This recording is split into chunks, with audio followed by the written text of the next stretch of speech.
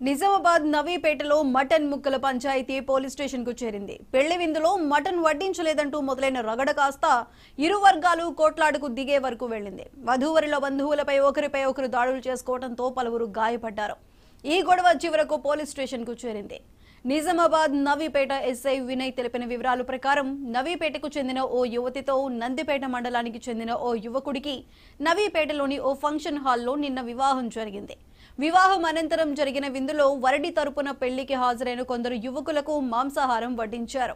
తమకు తక్కువ మటన్ ముక్కలు వేశారంటూ వడ్డించే వ్యక్తులతో వాగ్వాదానికి దిగారు. వారికి సర్ది చెప్పేందుకు ప్రయత్నించినా వడ్డించే వారిని దూషించడంతో గొడవ మొదలైంది.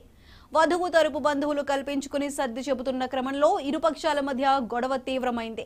ఆవేశంతో ఒకరిపై ఒకరు దాడులకు దిగారు. చేతికి అందిన వస్తువులతో ఘర్షణ పడ్డారు.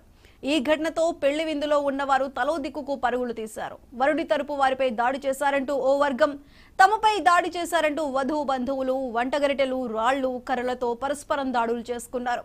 ఇరు వర్గాలకు చెందిన వారు పరస్పరం ఫిర్యాదులు చేసుకోవడంతో ఒక వర్గానికి చెందిన ఈర్నాల సత్యనారాయణతో పాటు మరో 11 మందిపై కేసు నమోదు చేసి అదుపులోకి తీసుకున్నారు.